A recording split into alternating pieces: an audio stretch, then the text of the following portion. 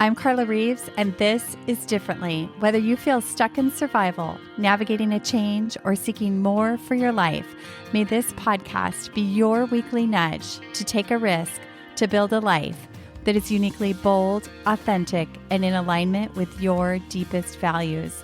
What if you worried less about the bumps in the road and instead got equipped for the journey? Get ready to rethink what's possible.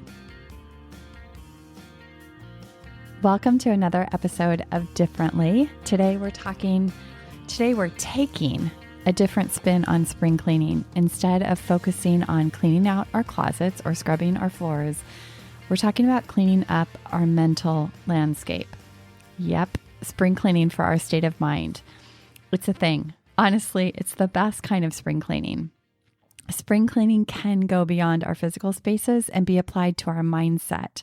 And remember, our frame of mind is shading the color of how we see everything else in our lives. Think of it like a pair of glasses. Over time, and even over the course of a day, that pair of glasses can get smudged with all kinds of negative thinking, especially if things are not working out as we had planned. Today, I'm going to share 3 ways I like to think about spring cleaning for your frame of mind.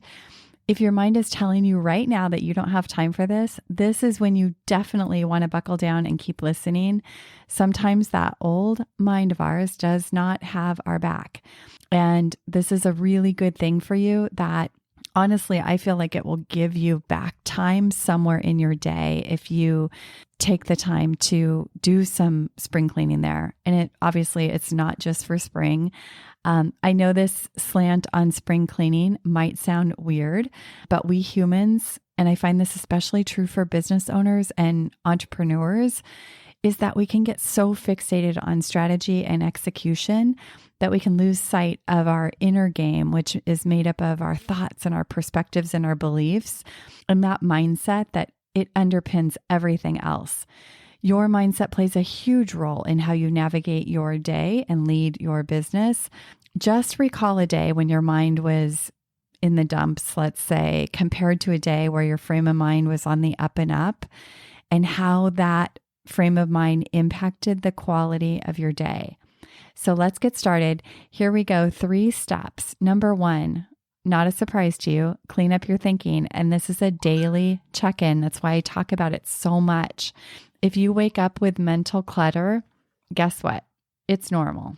Clutter can look like unresolved issues from yesterday or last week. It can be negative self-talk, overcommitment, things that are weighing on you because you've overcommitted, your list of to-dos. It might look like rehashing conversations and situations that happened yesterday or last month. Clutter distracts us from the present moment. And while we are physically in one space, our presence and attention is lost in our head. Ever felt that way? Many days I wake up unmotivated, tired, feeling like there's cobwebs in my mind that literally formed overnight. This clutter has the potential to disrupt the entire day, and it can affect productivity, decision-making, communication, and just your overall well-being. Maybe you've been feeling this way for a while, and that's a good sign that it's time for some spring cleaning. When it's been around a while, you can start to feel powerless, like this is just the way things are.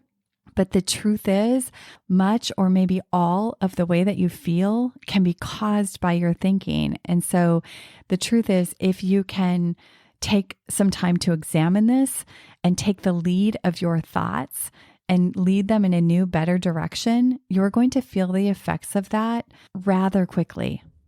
Here's how. Think of it like when I clean out my closet, I like to take everything out first so that the space is all clean. This is what you want to do with your thoughts. So start by taking a few moments to sit quietly and tune into your thoughts. Let them flow without trying to control or judge them. You're just going to be the observer of your mind. And that's always a reminder to me that you are not your thoughts. They are separate from you because you can watch them. Then you're going to open your journal and start writing about take one of the thoughts and just start writing it on the paper. And you're going to let the thoughts just fall onto the page, one followed by another. Know that there doesn't have to be any rhyme or reason or order to them. They don't have to make sense. They don't have to be smart or brilliant. The whole goal is to let them spill onto the page. Like think of like a pitcher of water and it's pouring out. That's what you're going to do with your thoughts. Don't worry about grammar or coherence. The goal is to just get them out and down on the paper or on a Google Doc. This process alone will clear your mind and relieve feelings of being overwhelmed. Get it all out. Anything lingering, keep emptying. I'm going to take a short detour here just for a moment to share something with you. I have help in my business in a way that I've never had, and I am feeling so blessed because I have more support. And because I have more support, more things are happening and we're able to do more, like create gifts for you. So if you're not already on my email list, I want to invite you to join. We are working to sync it up with the podcast. And just this past week, we gave away a journaling worksheet to go along with an episode. And you can grab that too. I'm going to put a link in the show notes for you. And it will also take you to where you can get on my email list if you are not already there. Okay. Step 2, prioritize, organize your thoughts.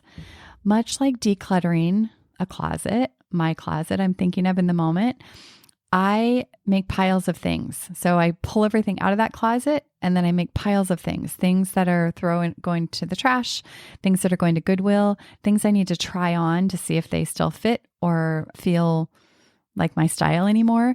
And then a pile of things to store for winter or summer, whatever the season you're in. We can do the same sort of process, prioritizing and organizing and sorting through our thoughts. And this looks like, so after that free writing that you are going to do, you're going to go back and read what you've written and take a minute to just reflect on these thoughts. See if there's any patterns or reoccurring themes, reoccurring words. Organize these thoughts into categories if possible. This process can provide insight into your thought patterns and help you identify areas you might want to focus on or change. Here are some categories you might choose. You might have one category of goals and aspirations, and these are thoughts that you're related to future plans or ambitions or things you wish you had in your life or would like to achieve. Second category could be worries and fears. These thoughts are going to revolve around your concerns, your anxieties, things that scare you, things you're worried about. Another category could be daily tasks and responsibilities. So these are the things that are coming up in your thoughts that you have to do related to your everyday tasks, chores, job responsibilities, and other obligations. And then you might have a category for relationships. So these are the thoughts that are about the people in your life, your loved ones, your family and friends and spouse and children and colleagues. And then extra credit for this exercise is going to be to go back and cross out anything in these lists that you can't control, and then circle the things that you can. This is going to help you with focus later. Categorizing your thoughts can help you better understand where you're spending your precious mental thought energy and where you're spending it on things that are actually outside of your control. It also allows you to identify places that might need some attention or a different approach. Sometimes we get thoughts that we're just noodling on for way too long, and giving them light and air to breathe can give you some new insight on how to address them so that they aren't taking up your energy anymore. Sometimes this process can reveal blind spots, and these can be the very things that might be slowing you down or keeping you stuck in your business or in a relationship so that you can really spring forward. I want to take a minute here I've been trying to be better about sharing with you what is going on behind the scenes over here and how it can impact you. So recently I updated a foundational program that I have been coaching for years. It's now called the Differently Coaching Experience, and it's a unique 12-week one-on-one live coaching with interactive online journaling program for individuals who want to build a better way of life. I've taken hundreds of people through this over the years, and it's newly updated. I want you to imagine having a personal coach, a guide right by your side, helping you shed mental noise and old thought patterns that keep you stuck, helping you gain control over the direction of your life so that you can take new aligned action and feel peaceful, confident, and purpose-filled. That's the goal of our one-on-one coaching sessions. But since life doesn't wait for your next coaching session, the interactive journaling program provides a space where you get to reflect and write, and you and I are connected in between our coaching sessions so that when you're out in the trenches of your life, I'm sort of in your back pocket and can support you along the way. You don't have to be a journaler or a writer. The journaling is just the vehicle, not the focus. The focus is you. After 12 weeks, you won't just walk away with ideas. You're going to leave with a toolkit for navigating your everyday life. So, are you ready to take your eyes off the bumps in the road and instead get equipped for the journey? Go to visit carlareeves.com to learn all about this unique coaching program. Okay, on to step number 3. Envision something new. Choose your focus, set your eyes in a new place. This step is so important, just like in the example of cleaning my closet. Now that everything is out, sorted, and organized, I like to envision how I want my closet to look before I put everything back in, and that guides everything I do next. It's the same with your thinking. Now that you've cleaned it up, sorted through, brought some light and air into that mind, we want to set our eyes and thoughts on something new. This way, we can aim our thinking and our doing to that particular goal. When we do this, we feel better and are able to get ourselves back in alignment with a bigger purpose and feel like we're back in the driver's seat of our life. I once heard that goals are a place to come from instead of get to, and I love this so much and find it to be absolutely true. Knowing where I'm aiming in a big picture sense, whether it's in my marriage, in my parenting, in my business, it gives me my actions for this day. Be intentional about where you put your focus because what you focus on grows. What are you aiming for? I want you to really think about that. What are you currently aiming for? And is your frame of mind on board? I hope that now you have the tools to shift your frame of mind. And this, again, isn't just a spring cleaning. This is a daily habit.